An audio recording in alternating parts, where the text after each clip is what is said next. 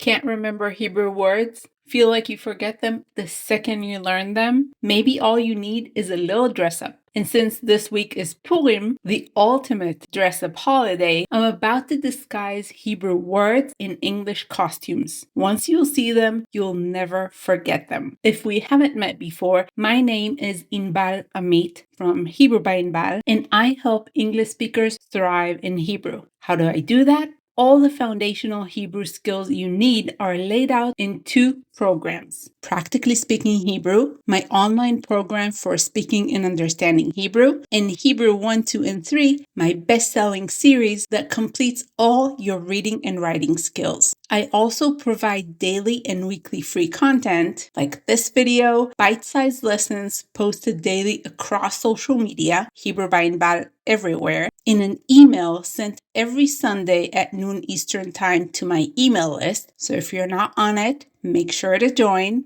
This is my free lifetime membership to help you build on everything you learn in my programs. You can start with either program, conversational or reading and writing, or take both in any order. That's all part of my unique approach, but it really doesn't end there. All my methods are custom developed for English speakers and are a big reason for my super high success rates. If you want to learn Hebrew in a way that's easier, faster, and much more motivating, check out my programs in the description. You'll also find my website where you can access my free guide and all my resources. So let's dive into some of the most surprising word costumes you'll never forget. Our first word is iti, which means slow in Hebrew.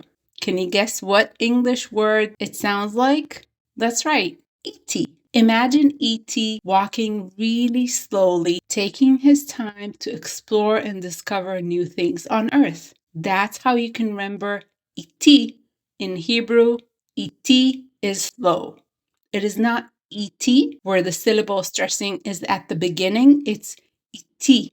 The syllable stressing is at the end. You see the apostrophe sign indicating just that, which is part of my PSP, my phonetic system for pronunciation, showing you exactly how to pronounce every Hebrew word like a local using English letters the right way. You can learn my entire PSP system super fast, which will be your best friend on your Hebrew journey by downloading my free guide linked below to kickstart your Hebrew speaking, or you learn my PSP as you start each one of my programs. In Hebrew, goof means body. But in English, a goof is someone being very goofy. So if you want to show off your Hebrew skills, imagine someone dancing really, really wildly, moving their body in a goofy way. That's goof in Hebrew. Goof, body, moving their body like a goof.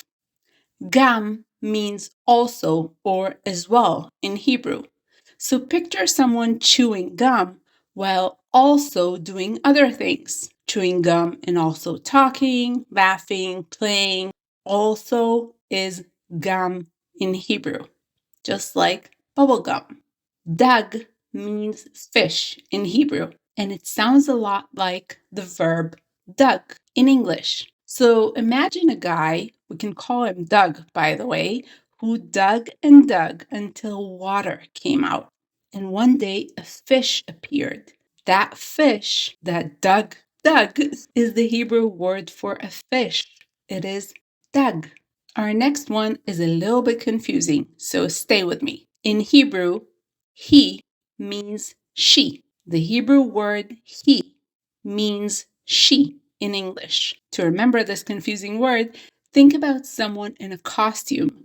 We assume it's a he, but surprise, it's actually a she inside the costume. When we say and see he, it actually means that it's a she. And staying in the same area, in Hebrew, hu means he or him. So let's imagine a group of male runners, all men, and you're wondering who will win. The answer is he will win, because who in Hebrew means he or him. He will win. Yam means sea in Hebrew. but it sounds like yum. So imagine sitting on the beach in Tel Aviv, looking out at the sea, eating a yummy slice of watermelon. Yum is yum. Sea in Hebrew is yam. And now for a very basic word, which is can. Can in Hebrew means yes. So let's think of Barbie's Ken. Can he say anything other than yes to Barbie? I don't think so. Ken always says yes to Barbie. Ken is the Hebrew word for yes. And what is the word for no? Lo. We don't say it lo, we say it lo. And the closest word in English to lo, how we pronounce it, is law. So imagine something not allowed by law. It's a no. You cannot do that. It's a definite no. Lo in Hebrew. Moving on to a question word. In Hebrew, why is lama. Lama is how we ask why in Hebrew. To remember this, think, why is the llama so important in Peru? We don't need to think about the answer, just about the question. Why is the llama so important in Peru? The Hebrew word for why is lama, just like the animal. And another question word is who. In order to ask who in Hebrew, we use the word me. To remember this, just ask, who, me? Do you mean me? Who, me? So who is me? Our next word is ir. Ir in Hebrew is city. And ir really sounds like ear. I'm just changing my accent from ir to ear. So think of how noisy a city can be. It's too much for your ear. That's why people walk around with headsets on their ears, right? Ir in an Israeli accent is city. Ir, city. Kal is the Hebrew word for cold. So imagine being in a freezing car during the winter. How cold it is in your car in winter time.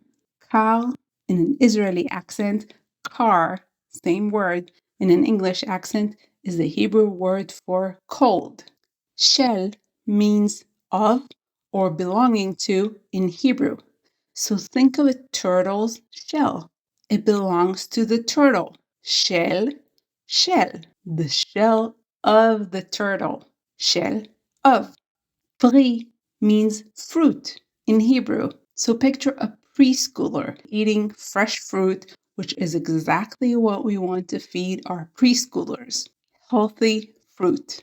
Pri for preschoolers. I hope you had fun learning these words. And if you're thinking, I'm actually going to remember some of these words now, that is so great. But remembering words is just the first step. If you want to be able to put them into sentences and actually use them in conversations, join me inside Practically Speaking Hebrew, where you'll learn how to speak and understand Hebrew naturally with confidence. Check it out in the description below. If you like this video, I would really appreciate if you could hit the like button. And if you haven't already, make sure to subscribe to the channel and hit the notification bell so you don't miss any of my future videos and Hebrew lessons. If you haven't checked out my playlists here on YouTube, they're organized by goals. So whether you want to focus on speaking, reading and writing, learning Hebrew with songs, you will find a designated playlist right here on my YouTube channel. Just go to playlists, check them out, and let me know in the comment section your thoughts and feedback on this video.